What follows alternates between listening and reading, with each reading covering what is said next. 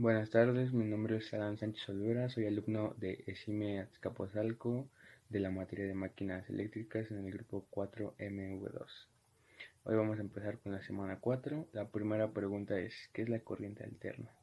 La corriente alterna es una corriente eléctrica que sus electrones fluyen de un punto a otro, o sea, van y vienen, pueden cambiar de dirección.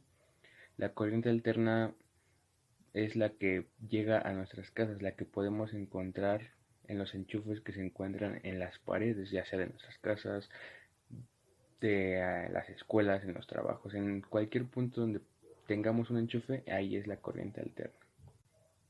¿Qué es la corriente directa? También conocida como corriente continua. Este tipo de corriente eléctrica, su flujo de electrones o su flujo de electricidad va del polo positivo al polo negativo. Esto quiere decir que no cambia su dirección. Esta se puede, ahora sí que la podemos encontrar en la energía solar. ¿Qué es la corriente eléctrica? La corriente eléctrica es el flujo de carga eléctrica que se genera a través del movimiento de los electrones sobre algún material conductor. Dicho material puede ser de cualquiera de los tres estados de la materia. Puede ser sólido, líquido o gaseoso.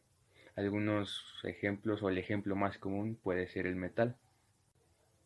¿Qué es el voltaje? El voltaje también puede ser llamado diferencia de potencial eléctrico o tensión eléctrica. Este no es nada más que la presión que ejerce una fuente de energía eléctrica sobre las cargas eléctricas o sus electrones de algún circuito. Su manera de calcularse, pues es prácticamente ya todos la conocemos, la fórmula del triangulito, que es voltaje, que es intensidad por resistencia.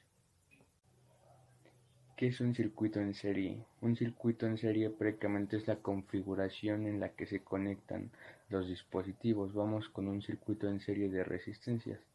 La terminal de salida de la primera resistencia tiene que ir conectada a la terminal de entrada de la siguiente resistencia, es decir, se conectan sucesivamente. Como su nombre lo indica, van conectados en serie. Su funcionamiento principal es para que la energía que corre por el circuito no se quede almacenada o acumulada en una sola resistencia, para que se conectan en serie para que la energía fluya por todo el circuito, evitando que haya un sobrecalentamiento en algún punto del circuito.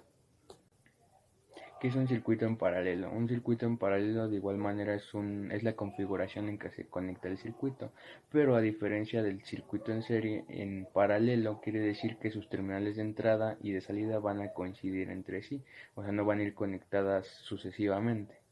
Esto es para que la energía se disperse por las diferentes resistencias conectadas. Una puede almacenar una cierta cantidad y otra puede almacenar otra cierta cantidad. ¿Qué es la resistencia eléctrica? La resistencia eléctrica no es más que la oposición que se da o que se encuentra la corriente eléctrica al pasar por un circuito. Co- Como su nombre lo indica, esto puede frenar o resistir el flujo de la circulación de la carga eléctrica. ¿Cómo se comporta el voltaje en un arreglo o en un circuito en serie? Prácticamente el voltaje se distribuye por cada uno de los dispositivos que estén conectados en el circuito, mientras que la corriente eléctrica sigue siendo la misma, no se afecta en este caso. ¿Cómo se comporta el voltaje en un circuito en paralelo? Como lo mencioné anteriormente, el circuito en serie tiene la misma corriente eléctrica que atraviesa el circuito, mientras tanto el circuito en paralelo va a tener el mismo voltaje. ¿Cómo se comporta la corriente eléctrica en un circuito en serie y en un circuito en paralelo? Esto es muy sencillo de explicar. El circuito en serie siempre va a tener la misma cantidad de corriente eléctrica que va a fluir por el circuito. La primera va a tener la misma corriente eléctrica que la final, que la intermedia. Y en cambio en un circuito en paralelo, cada tramo o cada parte del circuito, cada resistencia va a tener una corriente eléctrica diferente.